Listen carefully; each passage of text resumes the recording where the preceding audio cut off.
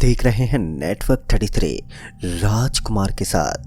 दोस्तों, आज की कहानी में आगे बढ़ने से पहले अगर अभी तक आपने हमारा चैनल सब्सक्राइब नहीं किया है तो कर लें और साथ ही वीडियो को लाइक शेयर कमेंट ज़रूर कर दें। तो चलिए जानते हैं आज की एक और डरावनी घटना को। दोस्तों, रात होते ही कब्रिस्तान की भांति पूरे एरिया में सन्नाटा इस कदर पसरा हुआ था मानो कि ये इलाका सालों पहले ही बंद कर दिया गया हो। और गलती से मैंने अपनी बस को इस तरफ मोड़ लिया। अभी अभी मैं एक बारात में जाकर वापस से घर के लिए लौट रहा था। बारात के सभी मुसाफिरों को मैंने गांव में उतार दिया था और अब बारी थी वापस से अपने घर लौटने की। घर लौटने के लिए जो रास्ता मैंने चुना था उस रास्ते से मैं काफ़ी बार शहर जाया करता था, लेकिन कुछ लोगों का कहना था कि ये रास्ता थोड़ा अजीब और डरावना हो सकता है। पर मैंने कभी भी इस तरह की चीज़ों को सीरियस ही नहीं लिया था और ना ही मैं इन चीज़ों के ऊपर विश्वास किया करता था। ऐसे में मैंने लोगों की बातों को नज़रअंदाज करना ही बेहतर समझा। मुझे ठीक से तो याद नहीं है, लेकिन उस टाइम पर रात के तकरीबन 11:30 बजे से 12 बजे के आसपास ऐसा ही कुछ समय था। ठंडी ठंडी हवा बस के अंदर घुस रही थी जिससे मेरे हाथ कपकपा रहे थे। मेरे बगल में मेरा दोस्त रमेश भी बैठा हुआ था। मैं रमेश को अक्सर इस तरह के सफ़र में अपने साथ ही रखता था, इसलिए रमेश ने बोला, अरे भाई, आज तो बारात में हालत ही ख़राब हो गई यार। ऊपर से ये रास्ता भी पूरा का पूरा गड्ढों से भरा हुआ है। ऐसे में हम दोनों को बस के अंदर थोड़े बहुत झटके लग रहे थे। इतने में ही बस एक गहरे गड्ढे में गिरी और उसके बाद वहीं पर बंद हो गई। दोबारा जब मैंने बस को स्टार्ट करने की कोशिश की तो वो स्टार्ट होने का नाम ही नहीं ले रही थी। इस बार मुझे थोड़ा गुस्सा तो आया, लेकिन फिर मुझे लगा कि हो सकता है बस के किसी हिस्से में खराबी आ गई हो, इसलिए मैं नीचे उतरा और चेक करने की कोशिश करने लगा। लेकिन बस को चेक करना मेरी हैसियत से बाहर था, इसलिए मैंने एक आधी जगह से चेक करके बस को यूं ही छोड़ दिया। मैं फिर से ड्राइविंग सीट पर गया और बस को रिस्टार्ट करने की कोशिश की, लेकिन फिर से मुझे वही अंजाम देखने को मिला। शायद बस के गर्म इंजन ने एकदम से ठंड पकड़ ली थी, जिस वजह से वो स्टार्ट नहीं हो रहा था। इसी बात को जाहिर करते हुए रमेश ने भी बोला, अरे भाई, लगता है जोरदार ठंड के अंदर तुम्हारी बस के पुराने इंजन ने ठंड पकड़ ली है, जिसकी वजह से इसका स्टार्ट हो पाना बहुत मुश्किल हो गया है। उसकी बात सुनकर मैंने भी उसकी बात पर सहमति जताते बोला, अरे भाई, मुझे पहले मालूम था कि ये पुराना इंजन कहीं ना कहीं तो धोखा देगा ही। ऐसी हालत में मैं और रमेश बस के अंदर आकर बैठ गए। हम बस को स्टार्ट करने में तो नाकाम थे, इसलिए हम दोनों ने ठंड से बचने के लिए बस को चारों तरफ से बंद करके उसके अंदर ही बैठे रहे। मैंने एक दो जनों को फ़ोन करने की भी कोशिश की, लेकिन इतनी रात को कोई भी मेरा फ़ोन अटेंड ही नहीं कर रहा था। शायद सभी के सभी घोड़े बेचकर नींद के आगोश में थे। मैं एक दो मैकेनिक को भी जानता था, लेकिन उन्होंने भी मेरे फ़ोन का कोई जवाब ही नहीं दिया, जिस वजह से मुझे अब खुद पर ही गुस्सा आ रहा था। अभी भी मेरा गांव यहाँ से लगभग 14 से 15 किलोमीटर दूर था और 14 से 15 किलोमीटर के सफ़र को पैदल तो तय नहीं किया जा सकता था। ऊपर से ये रोड ऐसी थी कि इसके ऊपर से दूसरे साधनों का गुजरना ना के बराबर था।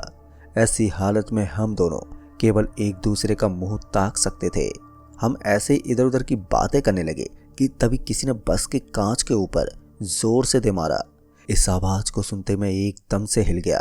दरअसल मैंने देखा कि बाहर की तरफ एक आदमी था जिसने कंबल ओढ़ रखी थी। उस आदमी को देखते मैंने बस के कांच को नीचे किया और बोला, कहिए भाई साहब, बात क्या है। इस पर उस आदमी ने बोला, अरे भाई, रास्ते में बस को क्यों रोका हुआ है, बस को साइड में लगाओ। इस पर मैंने उस आदमी को बोला, अरे भाई साहब, हमारी बस में खराबी आ गई है और अभी ये बस यहाँ से हिल नहीं सकती। बगल में तो काफ़ी जगह है, आप आराम से अपनी गाड़ी को निकाल सकते हैं। हालांकि मैंने उस आदमी की गाड़ी को नहीं देखा था, मैंने सिर्फ अंदाज़ा लगाया था कि शायद वो किसी गाड़ी का ड्राइवर ही होगा। लेकिन फिर उस आदमी ने बोला, तुम्हारी बस को अचानक क्या हुआ है। इस पर मैंने उसे बताया कि मेरी बस अचानक चलते चलते ख़राब हो गई है। फिर उस आदमी ने बोला, एक काम करते हैं, मैं आपकी बस को चेक कर लेता हूँ। पहले तो मुझे लगा कि उस आदमी से कुछ भी नहीं होगा, लेकिन फिर वो बस के आगे की तरफ गया और पता नहीं उसने क्या किया कि दोबारा वो मेरे पास आकर बोला, एक काम करो, अब बस को दोबारा स्टार्ट करो। इस बार जैसे मैंने बस को स्टार्ट करने की कोशिश की तो पहली बार में बस स्टार्ट हो गई। फिर उस आदमी ने बोला, मुझे भी ज़रा आगे तक जाना है, तो अगर आप मुझे छोड़ देंगे तो आपकी बड़ी मेहरबानी होगी। मैं उस आदमी को अब किसी भी कीमत पर मना नहीं कर सकता था, लेकिन मुझे एक बात समझ में नहीं आ रही थी कि दिन रात बस चलाने वाला मैं अपनी बस को ठीक करने में नाकाम रहा। फिर इस आदमी ने एक ही पल में बस के अंदर ऐसा कौन सा मैजिक कर दिया कि वो स्टार्ट हो गई। मैं उस आदमी से यही पूछना चाहता था, पर दूसरे ही पल वो आदमी बस के अंदर ही चढ़ गया। और उस आदमी की स्पीड को देखकर ऐसा लग रहा था कि ये दौड़ दौड़ कर काम करता है, लेकिन वास्तविकता तो ये थी कि वो बहुत ही आराम से चलता था। वो आगे वाले केबिन में आकर हमारे बगल वाली सीट के ऊपर बैठ गया। फिर मैंने उस आदमी को बोला, भाई साहब एक बात समझ में नहीं आई, आखिर आपने हमारी बस को एक ही पल में सही कैसे कर दिया। इस पर उस आदमी ने बोला, मैं भी पुराने ज़माने में एक मैकेनिक रह चुका हूँ और अच्छी तरह जानता हूँ कि मुझे क्या करना चाहिए था। वैसे मैं इसी रास्ते पर भटकता रहता हूँ। उस आदमी की बात सुनकर मैं तो उलझन में ही पड़ गया, क्योंकि उस आदमी की हर एक बात गहराई तक जाती है और उसको समझ पाना हर किसी के लिए इतना आसान नहीं होता। धीरे धीरे अब बस आगे बढ़ती जा रही थी और उसके साथ ही मुझे महसूस हो रहा था कि कुछ देर के अंदर मैं अपने गांव के पास पहुंच जाऊंगा। मैंने उस जगह से लगभग 2 किलोमीटर का रास्ता पार कर लिया था और तभी उस आदमी ने बोला, अरे ये सामने क्या हो रहा है। जैसे ही हमने सामने देखा तो मैंने पाया कि सड़क के ऊपर 3 से 4 लोग आग जलाकर उसके चारों तरफ नाच रहे थे। अब ये देखकर ऐसा लग रहा था कि ये कोई आदिवासी जनजाति है। एक बार के लिए मैं थोड़ा कंफ्यूज हो गया। फिर उस आदमी ने हमारी तरफ देखते बोला, तुम दोनों नीचे उतर कर देखो कि ये सब क्या चल रहा है। उस आदमी की ये बात सुनकर मैं थोड़ा हैरत में पड़ गया। दूसरे ही पल जब मैंने उस आदमी की तरफ देखा तो उसके बाद तो मेरी हिम्मत ही नहीं हुई कि मैं उसके सामने कोई आवाज़ तक निकाल सकूं। दरअसल मैंने देखा कि उस आदमी का चेहरा बदलने लगा था। उसकी आंखें किसी पत्थर की तरह बन गई थी, जो कि काफ़ी ज़्यादा चमक रही थी। मेरे दोस्त का भी बुरा हाल था और वो भी उसका बदला हुआ रूप देखकर पसीने से तरबतर होने लगा। ठंड के इस माहौल में हम दोनों पसीने से लथपथ हो गए थे। बिना वक्त गवाए हम दोनों ने तुरंत ही दरवाजे पर लात मारी और हम नीचे कूद गए। हम किसी तरह से इस ऊपरी शक्ति से बचना चाहते थे। आज तक मैंने इन चीज़ों पर यकीन नहीं किया था, लेकिन आज जब अपने सामने पिशाच को देखा है तो फिर तो मेरी हिम्मत ही टूट गई। हम दोनों अपनी बस से उतरकर उससे काफ़ी आगे आ गए थे। हमें लग रहा था कि शायद अब वो हमारा पीछा छोड़ देगा, लेकिन ये बुरी शक्तियाँ कहाँ किसी का पीछा इतना जल्दी छोड़ती हैं। हम जितनी तेज़ी से भाग रहे थे उस तरह से हम थोड़ी दूर आगे जाते ही बहुत ही बुरी तरह से थक गए थे और हमें फिर से सड़क के कोने पर बैठना पड़ा। हम दोनों एक ही जगह पर बैठकर लंबी लंबी सांस ले रहे थे। अब तक हमारी सांसें भी बहुत ज़्यादा फूल गई थी, जिसकी वजह से अब हमारा और भी भाग पाना बहुत मुश्किल हो रहा था। तभी हमें पीछे से एक आवाज़ आई, अरे भाई साहब मेरी बात तो सुनो। जैसे हमने पीछे घूम कर देखा तो हमारे सामने वही भयानक चेहरे वाला आदमी था। इस बार तो वो पहले से भी ज़्यादा खौफनाक बन गया था। हमारी हिम्मत नहीं थी कि उस आदमी से हम एक बार फिर बात कर सकें। ऐसे में हमने फिर से वहाँ से भागना शुरू कर दिया, मगर अब की बार हमारे सामने कुछ ऐसा दृश्य था जिसे देखकर ऐसा लग रहा था कि एक तरफ खाई है तो दूसरी तरफ एक बहुत ही गहरा कुआं, जिसके अंदर हमारी मौत पक्की है। दरअसल हमने देखा कि सामने की ओर हमें उस आदमी की तरह दिखने वाले और भी बहुत सारे लोग खड़े हुए नजर आ रहे थे, जो सड़क के ऊपर किसी पत्थर की मूर्ति की तरह खड़े थे। उन सभी को वहां पर खड़ा हुआ देखने के बाद हर कोई इंसान डर से मर जाए। हम दोनों ने तो अभी अभी अपनी जान बचाने की उम्मीद कायम रखी थी। जब हमें दोनों तरफ भागने का रास्ता नजर नहीं आया तो हमने झाड़ियों के अंदर घुसना शुरू कर दिया। उस वीरान से पड़े रास्ते के दोनों तरफ लंबी लंबी झाड़ियाँ नजर आ रही थी। हमने उन्हीं झाड़ियों का फायदा उठाया और फिर उन झाड़ियों के अंदर से होते हुए वहां से सरपट भागने लगे। हालांकि हम आगे का रास्ता नहीं जानते थे। हमारे हिसाब से तो हम जब तक भागते रहेंगे तब तक जिंदा हैं, और जैसे रुक जाएंगे तो फिर हम मौत के दरवाजे तक पहुंच जाएंगे। लेकिन तभी मेरे दोस्त ने बोला, भाई एक बात समझ में नहीं आई, इस आदमी ने अभी तक हमारे ऊपर अटैक क्यों नहीं किया। दोस्तों उसकी बातें भी थोड़ा फैक्ट वाली थी, क्योंकि अगर पिशाच हमें नुकसान पहुंचाने के लिए आता तो अब तक वो हमें काफ़ी सारा नुकसान दे सकता था, लेकिन अभी तक उसने हमें कोई नुकसान ही नहीं पहुंचाया था। हम दोनों बस उसके डर से भागते जा रहे थे। हमने एक भी बार उसकी कोई बात नहीं सुनी थी।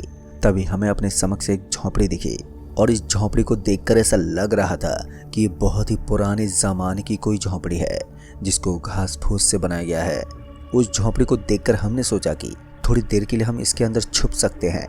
वैसे भी ठंड से बचने के लिए हमें कोई रास्ता तो ढूंढना ही था। ऐसे में वो झोंपड़ी हमारे लिए एक बेस्ट रास्ता था। ऐसे में हमने ज़्यादा सोच विचार नहीं किया और ठंड के मौसम से बचने के लिए उस झोंपड़ी के अंदर घुस गए हम। पर हम जैसे उस झोंपड़ी के अंदर गए तो हमें महसूस हो रहा था कि वहाँ किसी मरे हुए जानवर की भयंकर बदबू आ रही थी। ये बदबू इतनी जोर की थी कि हम दोनों ज़्यादा देर तक उस झोंपड़ी में नहीं ठहर सकते थे। तभी मैंने अपने दोस्त को बोला, भाई एक काम कर दो, अपने फ़ोन की टॉर्च से देख कि यहाँ पर किस चीज़ की बदबू आ रही है। जैसे ही उसने अपने मोबाइल की टॉर्च को ऑन करके इधर उधर देखने की कोशिश की तो हम दोनों को समझ में आ रहा था कि आज का दिन हमारे लिए कितना ज़्यादा ख़राब था। वास्तव में ये बदबू किसी जानवर की नहीं बल्कि एक इंसानी खोपड़ी की थी, जिसको देखकर ऐसा लग रहा था कि किसी आदमी को अभी अभी मारा गया है और उसकी खोपड़ी को निकालकर इस झोंपड़ी के अंदर फेंका गया है। उस खोपड़ी को देखकर तो ऐसा लग रहा था कि ये 2 से 3 दिन पहले का कारनामा है। अब हम दोनों इस बात को समझ नहीं पा रहे थे कि हम दोनों इस समय क्या करें। हमारी किस्मत इतनी खराब थी कि जिस तरफ भी हम अपने कदम पटकते उसी तरफ हमें यही देखने को मिलता। ऊपर से मुझे ये डर सता रहा था कि कहीं पर फिर से हमें वो बस वाला आदमी न मिल जाए, क्योंकि उससे मुलाकात करने से ही मुझे डर लगने लगा था। किसी तरह से हम दोनों फिर से उस झोंपड़ी से बाहर निकल गए। बाहर निकलकर हमने देखा कि वहाँ चारों तरफ भयंकर सन्नाटा पसरा हुआ था और उन घनी झाड़ियों के बीच में हम दोनों हल्के हल्के कदमों के साथ वापस से सड़क की तरफ बढ़ रहे थे। शायद सड़क पर जाने के बाद कोई लिफ्ट देने वाला आदमी ही हमारी जान बचा सकता था। हम इसी उम्मीद में थे कि सड़क पर जाने के बाद कोई ना कोई शख्स आकर हमारी जान जरूर बचाएगा। लेकिन दोस्तों, वो कहते हैं ना, भूतों की नगरी में आने से पहले हर व्यक्ति 100 बार सोचता है। शायद हमारे अलावा कोई दूसरा आदमी ऐसा नहीं था जो इस भूत की नगरी में आकर अपनी जान जोखिम में डाल सके, क्योंकि मौत से खेलना हर किसी को पसंद नहीं होता है। ऐसे में हम दोनों जिस सड़क पर पहुंचे थे उसके ऊपर पैदल ही अपने कदम पटकते हुए आगे की तरफ बढ़ रहे थे। बार बार हमें ऐसा ही लग रहा था कि कोई हमारा पीछा कर रहा है, लेकिन जैसे हम पीछे पलटकर देखते तो हमें कोई भी नजर ही नहीं आता। शायद हमारे दिमाग में भी यही चीज चल रही थी कि वो भूत अभी भी हमारे पीछे पड़ा हुआ है। किसी तरह से हम दोनों घूमते फिरते वापस से अपनी बस के पास पहुंच गए। बस के पास पहुंचते ही हमने देखा कि वहां पर आजू बाजू का नज़ारा एकदम खामोश था। दूर दूर तक कोई भी नजर नहीं आ रहा था और यही मौका देखकर मैं तुरंत ही बस के अंदर चढ़ गया। मेरे साथ साथ मेरा दोस्त भी बस के अंदर सवार हुआ और मैंने मौका मिलते ही बस को स्टार्ट कर लिया। पर हैरानी की बात तो ये थी कि अब हम दोनों अपने आसपास सब कुछ नॉर्मल महसूस कर पा रहे थे। ऐसा लग रहा था कि अब हमारे आजू बाजू में सब कुछ एकदम शांत हो चुका है। बस को चलता हुआ देखकर भी हम सब कुछ सही महसूस कर रहे थे, मानो चुटकियों में ही सब कुछ एकदम बदल सा गया था। थोड़ी देर के बाद मैंने उस जोखिम भरे रास्ते को पूरी तरह से पार कर लिया, लेकिन अभी भी मैं इस चीज़ को समझ नहीं पा रहा था कि आखिर हमने उन प्रेतों से मुकाबला कैसे किया। बाद में मैं अपने बस को लेकर घर पहुंचा और घर पहुंचने के बाद मैं पूरी तरीके से एहसास कर पा रहा था कि अब मैंने अपनी जान बचा ली है। फिर घर जाने के बाद भी मैं इतना ज़्यादा डरा हुआ था कि मेरे मुंह से सही से आवाज़ ही नहीं निकल रही थी। मैंने हकलाते हुए धीरे धीरे अपने घर वालों को भी इस घटना के बारे में बताया। मेरा दोस्त भी आज मेरे साथ ही मेरे घर पर रुका हुआ था। ऐसे में हम दोनों रात के लगभग 2 बजे के आसपास कमरे में ही जागते रहे और रात को अचानक से फिर से मुझे ऐसा लगा कि कोई मेरी खिड़की के पास आकर उसे खटखटा रहा है। मैंने 1-2 बार इधर उधर देखा, लेकिन मुझे कोई भी नजर ही नहीं आया। फिर थोड़ी देर के बाद मुझे महसूस हुआ कि मैं किसी कब्रिस्तान में हूँ और मेरे शरीर के अलग अलग हिस्सों पर मुझे बहुत भयंकर दर्द हो रहा है। जैसे मैंने अपने आसपास देखा तो भयानक चेहरे वाले शैतान मेरे हाथ पैरों को चबा रहे थे। मेरे हाथ पांव पूरे खून से लाल हो गए थे, पर मुझे यकीन नहीं हो रहा था कि मैं सीधा घर से कब्रिस्तान कैसे पहुंच गया। उसके बाद मैंने ज़ोर ज़ोर से चीखना और चिल्लाना शुरू कर दिया। फिर बाद में मुझे महसूस हुआ कि किसी ने मेरे मुंह पर पानी की छींटे मारी हैं, और जैसे मैंने उठकर देखा तो मैंने पाया कि मैं अपने घर में ही था और मैं एकदम सही सलामत था। बाद में मेरे साथ जो हुआ उसके बारे में मैंने घर वालों को बताया। फिर उसके बाद मैं पूरी रात तक सोया नहीं और सुबह होते ही मुझे घर वाले हमारे बगल के गांव में एक मंदिर में लेकर पहुंचे।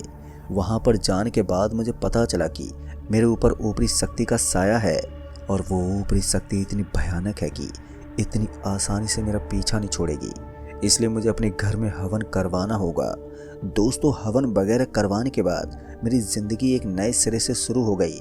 पर मैंने सोचा नहीं था कि मैं अपनी ज़िंदगी में कुछ इस तरह के हादसों से भी गुजर जाऊंगा जो हर किसी को अंदर से झंझोर देने की काबिलियत रखते हो। मेरे साथ साथ मेरे दोस्त का भी यही हाल था, लेकिन उसके घर पर भी हवन वगैरह करवाया गया।